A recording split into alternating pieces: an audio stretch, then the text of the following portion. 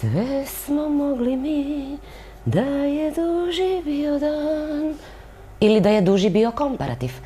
Eto, toliko u ovoj 4. sezoni, dragi naši.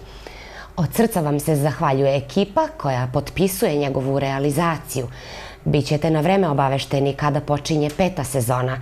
Srećna vam nova godina. Čestitaju i pozdravljaju Dragan, Viktorija, Nebojša, Aleksandar, Melisa, Ivana i Darko.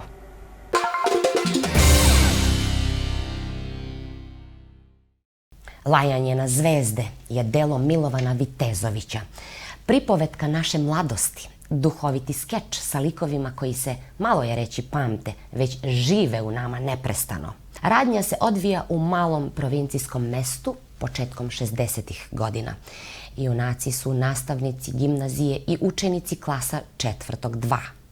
Njihove dogodovštine su prepoznatljivo bliske svakom ko se seti svog srednjoškolskog života, a opet su veoma lični.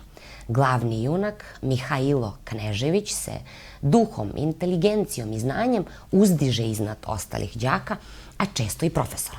Njemu školsko znanje nije problem. Problem mu je devojka iz razreda koju uporno osvaja. Glavni suparnik mu je brat, momak koji već zna da pravi pare, pa mu škola i nije potrebna.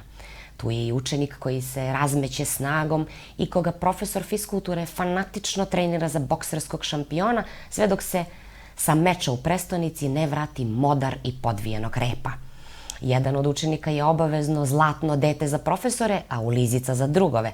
Najviše je onih koji oskudno znanje pokušavaju da nadomeste nizom trikova i dosetki. Naročito slikovito su dati likovi profesora koji su svako na svoj način malo uvrnuti. Nervozni direktor škole ne zna komu teže pada, nemogući đaci ili uvrnuti profesori. Zdravko Šotra je maestralno preneo knjigu na film u kome je briljirao Nikola Đuričko između ostalih. Preporučujemo ovu knjigu kako bismo se podsjetili srednjoškolskih dana, jedinim tkivom koji nas vezuje kada su u pitanju uspomene. Preporučujemo je jer znamo da slabo čitate lektire i mislite da je sve izgubljeno kada je u pitanju naš školski sistem. Možda upravo vi budete jednom vratili mu duh. Mi nismo lajali na zvezde u ovoj epizodi, a i da jesmo. Najveća kazna će nam biti da propustite po koji komparativ, ali vi to ne smete. Ovo je početak sezone, tek nam predstoji uzbudljivi deo.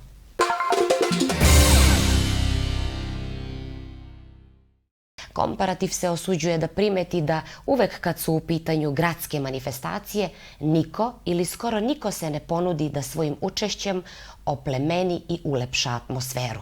Da toči gratis pivo ili cedi limunade, da reklamiše svoj brend kafe ili, zamislite, poklanja minijaturne rukotvorene tamburice.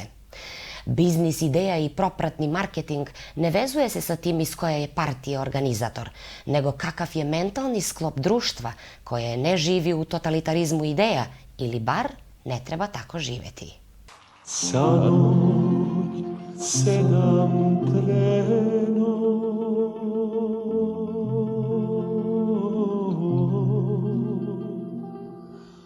sanoć pija, site svirki treno,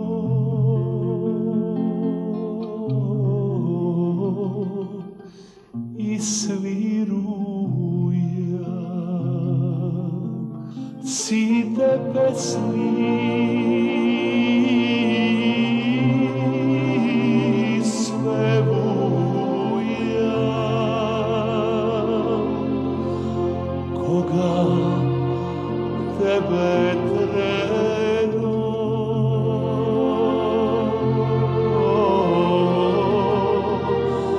te spomnuja, si te pesmi,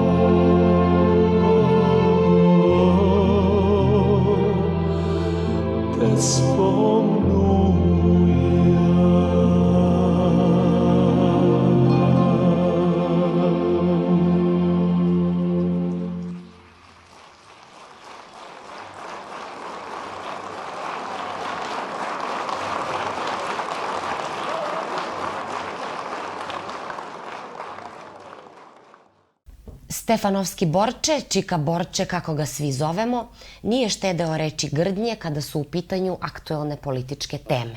On ne štedi ni sebe kada su u pitanju ljudi poput nas, kada nam treba pomoć. Najviše oko zdravlja, za kog je u tihoj svakodnevnoj molitvi i za kog je spreman žrtvovati se, kao što je to već učinio, nesebično služeći milosti Božjoj.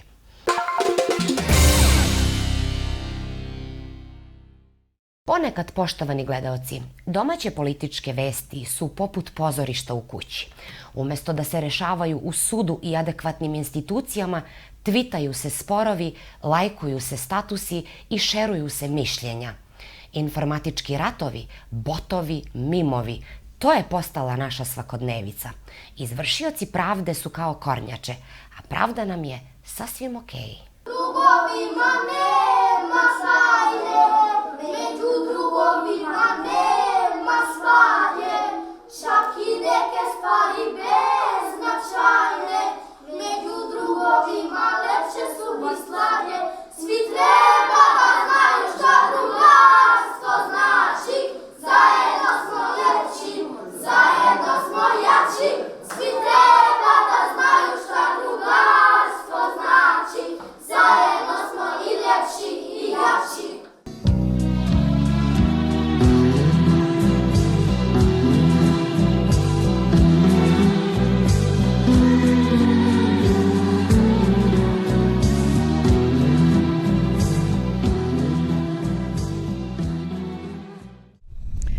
Pa najprije bih želela da vam u ime žitelja Rečice poželim toplu dobrodošlicu. Drago mi je što ste ovde. Drago mi je što možete da vidite neke od lepote naše Rečice. To što ste nazvali bremenom i jeste breme, bar za mene je bilo takvo. Biti supruga poznatog fudbalera nije samo ona lepša strana tog posla i te, da kažem, uloge.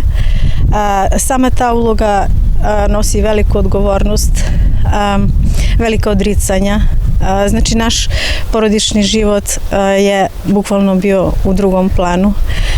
uvek je sport i ta njegova profesija i ta surovost koju profesionalizam donosi sa sobom bio na prvom mestu, tako da nije bilo lako, ali je bilo lepo i srećna sam i zadovoljna zbog toga.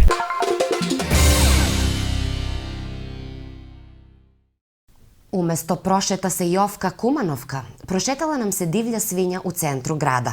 Ne želim sugerisati da je ovo obeležalo nedelju. Mala ljudska nepažnja i jednostavno pobeže životinja. Nije ispravno da krivimo vlasti, svemir ili Sorosa. Eutanazirana je. Možda je imala virus, možda je bila prestravljena ljudima. Vi gledate Komparativ emisiju koja realno prikazuje ne samo ulicu Doneta Božinovoga, već i sve po spisku.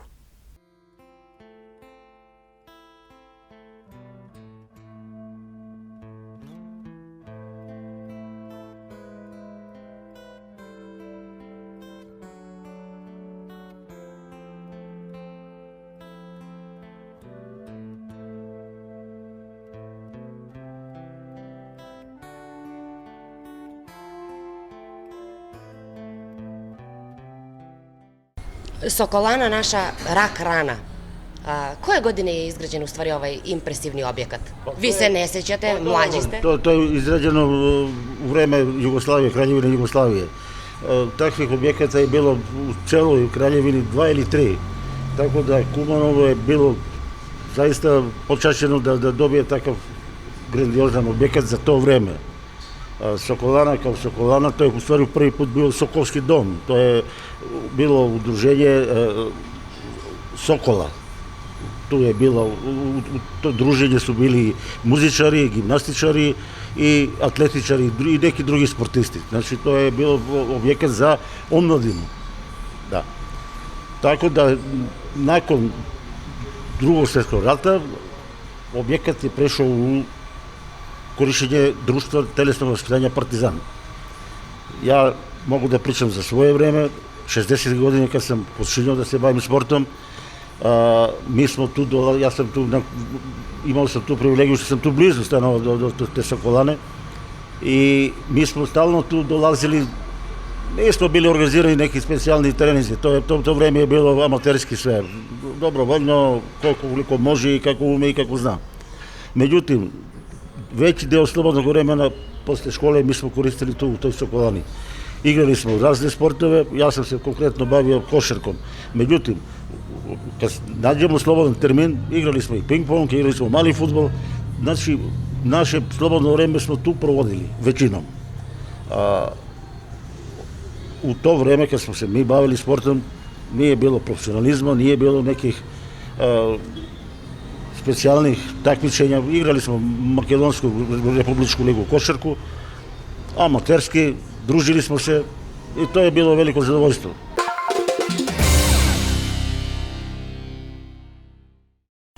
Kada pomislim na tu veličanstvenu, bogatu Evropu, osjećam se kao da nosim šarene naočare sa staklima nekog mozaika, kao da ulazim u kolima koje me vode u neki potpuno različiti, daleki svet. Engleska je poput stare gospođe, kraljice bogate prošlosti u svojoj raskošnoj haljini od svile i maloj sjajnoj kruni. Holandija pak, mlada gospođica sa šeširom od lala u kosi. Španija, markantni gospodin sa matadorskim kostimom jarkih boja. Nemačka u skromnom modelu i kravati, slušalicima na ušima i laptopom u ruci. Makedonija je tinejdžerka, zbunjena i uznemirena, ali sa bogatom kulturom, tradicijom, istorijom, hranom, lepotom i velikom generacijskom stablu sa dubokim korenima. I mi mladi imamo odlične ideje i razmišljanja, ali retko se kada one uzimaju u obzir. Ova devojčica se ne zaustavlja na Savetu Evrope, pamtite nam reč. O njoj će čuti svet.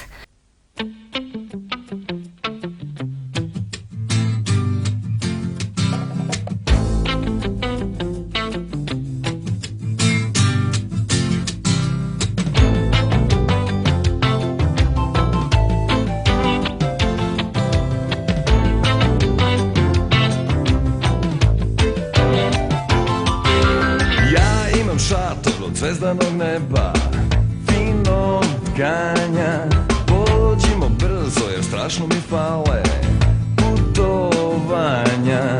Pođi ponesi sve nevažne sitne stvari, sve sitnice, ali na krevetu zaboravi svoje umorno lice. Skriveno te vodi mesto između planina i mora, gde gorski vetar peva pesmu, još ne sviće rujna zora. Skriveno te vodi mesto gde su i noću tople stene. Montenegro, Montenegro, zove tebe, zove tebe. Montenegro, Montenegro, zove mene.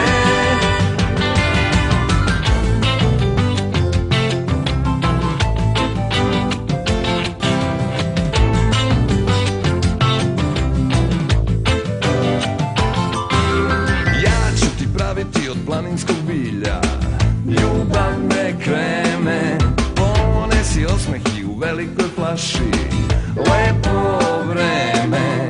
Ja imam šator od zvezdanog neba, finog tkanja, pođimo brzo jer strašno mi fale putovanja. Na skriveno te vodi mesto između planina i mora, gde gorski vetar peva pesmu, još ne sviće rujna zora. Na skriveno te vodi mesto gde su i noću tople stene. Montenegro, Montenegro, zove tebe, zove tebe. Montenegro, Montenegro, zove mene.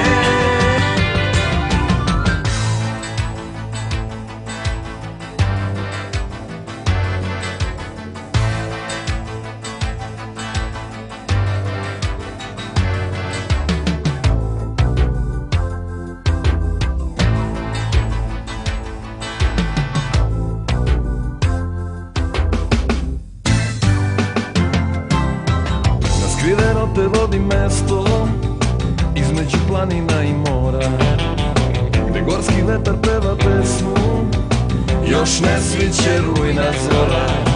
Na skriveno te vodi mesto gde su i noću tople stene. Montenegro, Montenegro, zove tebe, zove tebe. Montenegro, Montenegro, zove mene.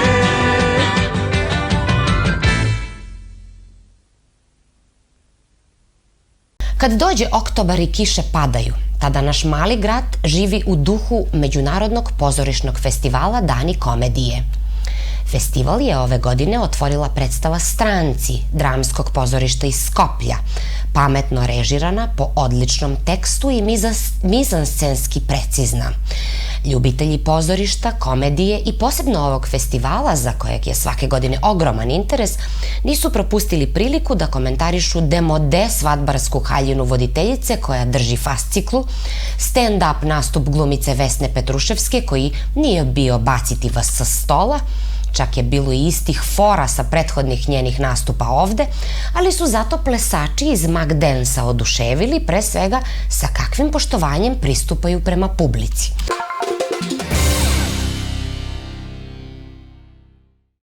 Uspešna preduzeća iz Kumanova su platili nastupe Lepe Brene i Dženana Lončarevića. Ne znamo koliko, jer pare i grevovi ne se znajev nikad.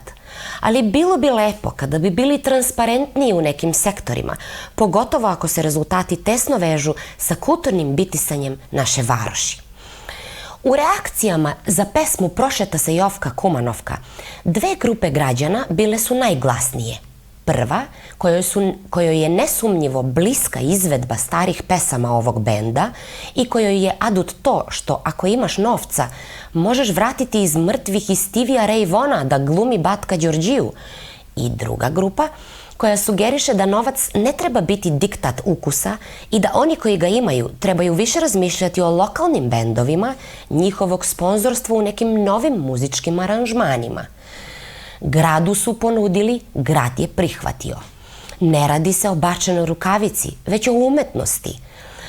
Baš ovog prazničnog vikenda pitajte sebe, poštovani gledaoci, kao radnik, kao biznismen, kao Afganistanac, šta će ostati iza vas u ovom gradu i čega će vas se i on i vaša deca sećati? Ekstra Main i klanica BDA uradili su najbolje što su mogli i nisu mislili samo na sebe.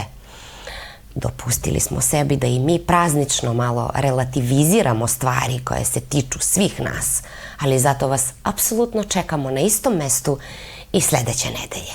Vidimo se.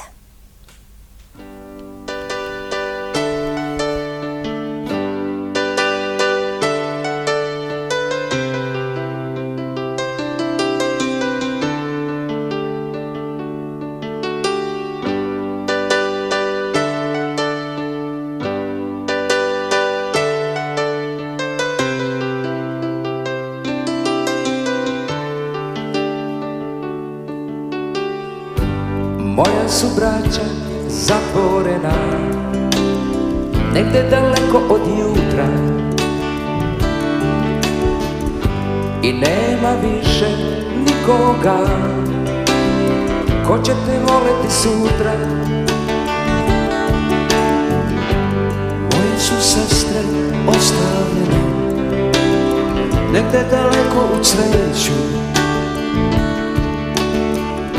i nema više nikoga ko će zapaliti sveću. Kao na slikama u teškim mukama umire na tvojim rukama. Kao u pesmama sloboda poleće uzalud, dolazi proleće.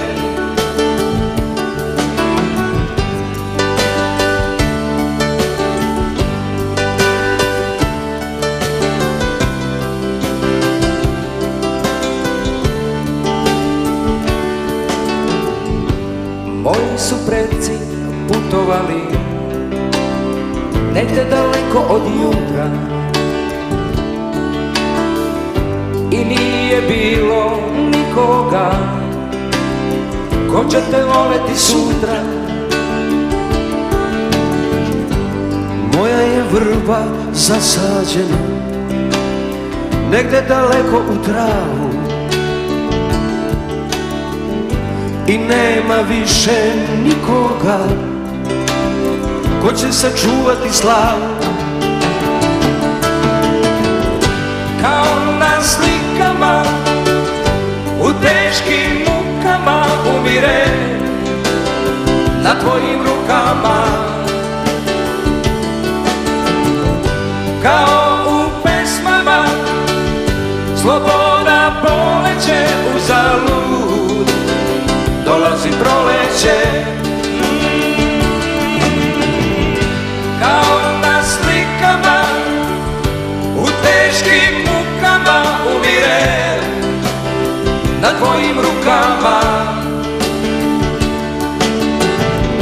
Kao u pesmama sloboda poleće uzalud, dolazi proleće.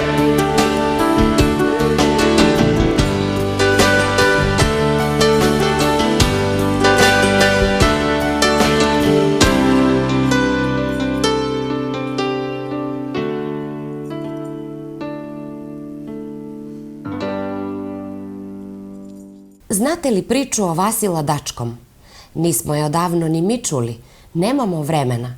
Zahtevna deca, problemi sa identitetom na poslu, ogromni testovi geografije, diskutabilna istorija, nefleksibilno radno vreme, bračne frustracije, niko više ne pravi sarmice od vinove loze, previše je hemikalija u svemu, ali i previše ignorantskog odnosa za dobrobit grada. Lično sam pitala neke izvođače da li bi učestvovali na predstojećem uličnom festivalu Kumanijum, da zabavljaju svoje sugrađane svojom muzikom, svojom kreacijom, nečega u čemu se osjećaju najboljim. Nisu hteli da dođu.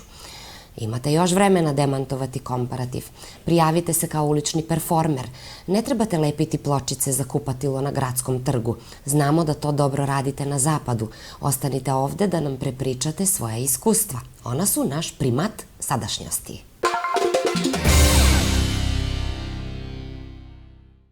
Vi ste u stvari blizanac u horoskopu. Čitala sam. Promenljivost... Nisam bik. Pa jeste 29. aprila rođen. To je bik u horoskopu. A pazite, to je bik. A ja sam ovde napisala nešto da je promenljivost prava reč za dvostruki znak blizance. Kako biste opisali onda sebi kao bika? Kako da se opiše? Uporan. Ne uporan, nego idiotski uporan. Dobro. Znači, nikad se do sada nisam... Karizmatičan, Nisam se uporan. predavao do sada u životu i kada je bilo najteže. I kada su svi mislili u partiji da smo gotovi, nas su ko zna koliko puta proglašavali mrtve, mi smo uvek bili i bilo je zakucano na naša vrata, od najvećih. Od najvećih. Važimo za jednu od najobaveštenijih partija. A danas nešto znati unapred je mnogo skupa stvar i velika cena. Ko vas obaveštava? Kakve su to tajne službe? To nisu tajne službe, to je stara škola DPS-a, još od početka i mi smo, ja sam to nastavio, tako da sam sada i to mladi prihvatili, jer pred nešto da se desi, da znate, vi morate da skupite informacije. Morate skupiti... Informacija vredi puno danas. Informacija nema cenu. To je prednost naše partije. Dobro. Hoćete nam doći opet? U svako doba, kad god zaželite, vrlo rado. O čemu su vas obavestili o našoj emisiji pre nego što ste došli? Pa ništa da je emisija vi koju vodite vrlo korektno to radite i da nema onih, kako bih rekao, zajedljivih pitanja, nego otvoreno, iskreno. I to je dobro, pa kome se sviđa, nego često i kome se ne sviđa, nego. Dobro. Živali i vidimo se možda sljedeće sezone da... Vrlo rado. Kada... posle izbora. Vrlo rado. Posle izbora. Pobedit ćemo. Želim vam svako dobro. To je informacija ovako unapred. Ovo je već tipično za bika. Ili će biti zajednička vlada. Ovo je već samouvereno tipično za bika. Sigurno. Ili zajednička vlada ili pobjeda ove koalicije. Dobro, neću da čestitam unapred, nego vidimo se opet. Hvala. Vidjet ćemo. Hvala. A da se izgubi nije strašno. Opet ćemo da se uspravimo. Pa, u stvari, vi niste tako libertarijanski raspoloženi i utopistički. Umalo da me uhvati žuč zbog ovo što ste sad zadnje rekli. Ništa nije strašno. Hvala vam. Hvala i vama.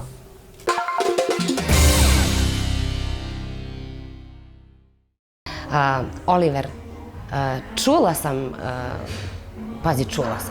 umalo da kažem, jedna ptičica mi je rekla, mi smo medijumi, mi sve prvi saznajemo, da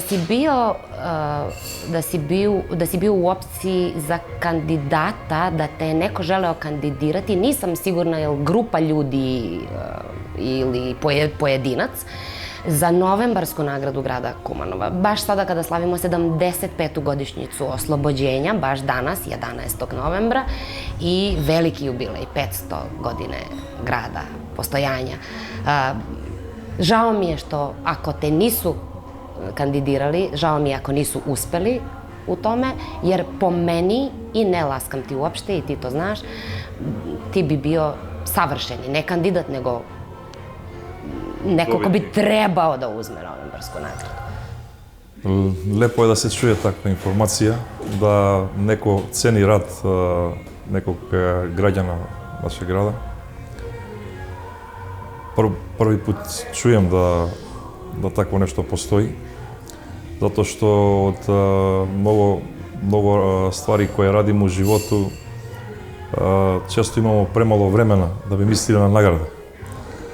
Gledamo da što možemo više uradimo u toku dana sa našim poslovima, sa našim privatnim zanimanjima i sl. Tako da, drago mi je da je neko želeo da me predloži za takvu nagradu. Da neko razmišlja na takav način, to je stvarno izuzetak u našem gradu. Dobro, novembarske nagrade će biti i sljedeće godine.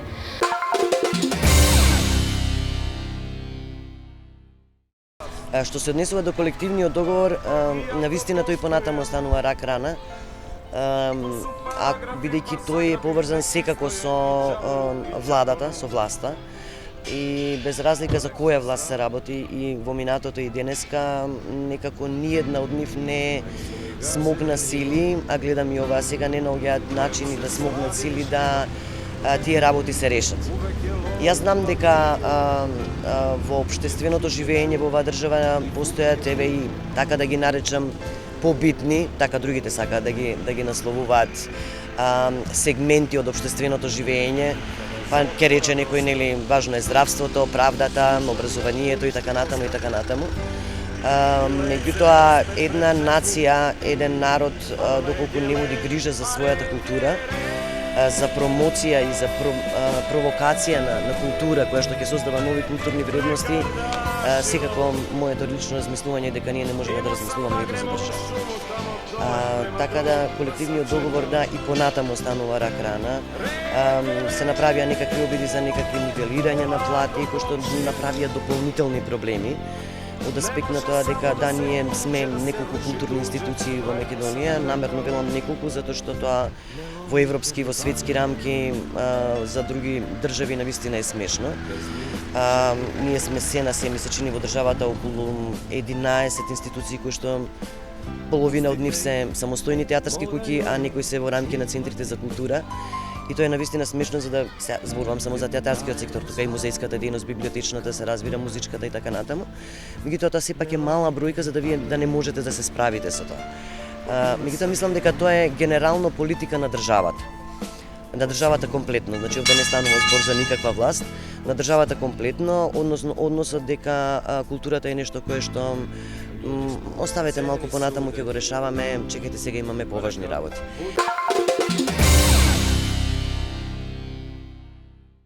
U ovom vas komparativu podstičemo da postanete donor organa. Lepo je to što ste svoje srce već obećali nekome, ali je još lepše da kada vas više ne bude, vaš bubreg filtrira krv u novom telu, a vaša jetra oprezno broji čašice na kućnoj slavi kod prijatelja. Dok se gradski savjetnici prepiraju o tome kome će dati 200.000 manje ili više na decembarskom budžetu, postoje i kampanje koje teže dospevaju do običnih građana, a koje su zlata vredni. Magazin na srpskom vas samo podsjeća na neke ovozemaljske stvari.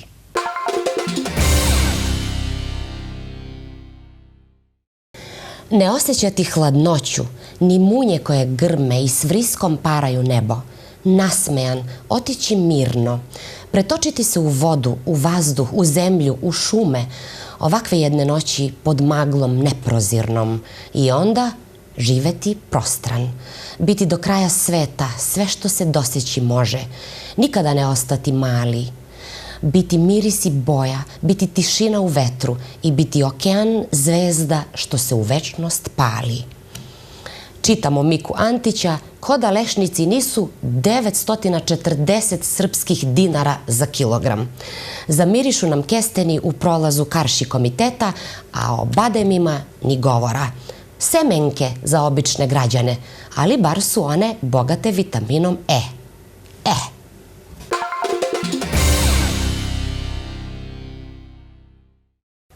Bogatstvo vladara sastoji se ne toliko u njegovoj zlatnoj ili srebrnoj zalihi, koliko u broju ljudstva.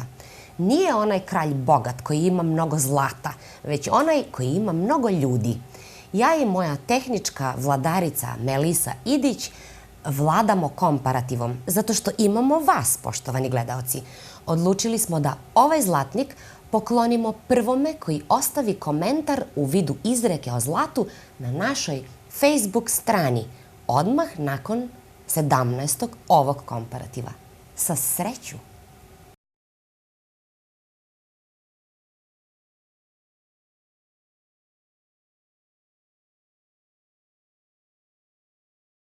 Poštovana se Veljković Olgica ponadala da grad neće izgledati kao jedan svetlucavi ukrasni papir na cementu kada budu prošle sve kumanovske euforije slavlja. Na trgu kod Centra za kulturu evo već 10 dana kako se prodaju novogodišnji ukrasi na mobilnim štandovima koje je opština dodelila u trajno vlasništvo preduzeću Pazarišta. Ako još uvek pravite mesto za čestitke od kutije za cipele, kupite deci blanko želju za Deda Mraza. Ako želite videti jednu od najskupljih novogodišnjih jelki na svetu, slikati se ispred nje i zamisliti makar na trenutak da ste u Rockefeller centru, onda skoknite do Beograda. Nadamo se da od prošle godine jelka koju su Beograđani platili 83.000 evra, još zeleni svoje donje grane i još crveni svoju zvezdu na vrhu. Za toliko novca bila bi grehota da se je osušila.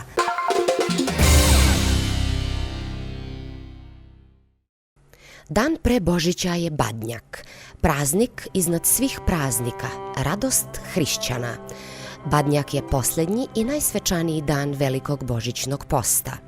U našoj zemlji, u različitim vremenskim periodima, saglasno prilikama, Badnjak se obeležavao na različite načine, ali uvek kao praznik mira, spokojstva i simbola ujedinjavanja cele porodice. Jedan od načina na koji se proslavljao je u povorci od dece koja preko radosnih pesama po ulicama i domovima nagoveštava Božić. Pokret se javlja godinama pre Drugog svetskog rata. U toku rata i nakon njegovog završetka badnjačke povorke prestaju. Međutim, u nekim mestima ipak opstaju, u Kruševu, Ohridu i Bitolju. Ovu lepu tradiciju obnavlja otac Partenij pre jedno 10 godina, kada započinje njeno uzdignuće i dobija sve veći broj privrzanika. Deca i roditelji manjeg broja prerastaju u veće grupe, koje pune ulice i raspevano šetaju trgovima i salama, gotovo u svim našim gradovima. Udruženje Badnjakove povorke se nalazi u Skoplju, a koordinatore zadužene za organizaciju i sprovođenje božićnih aktivnosti skoro u svim gradovima Makedonije.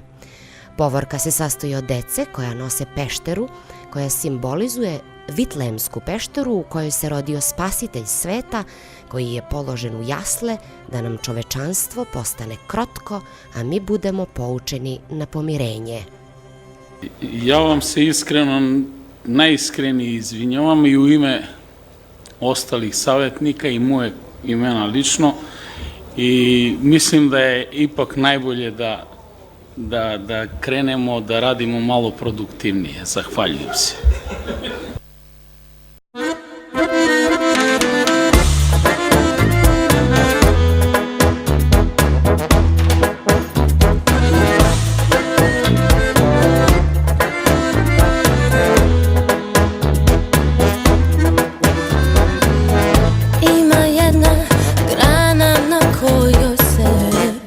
Sastaju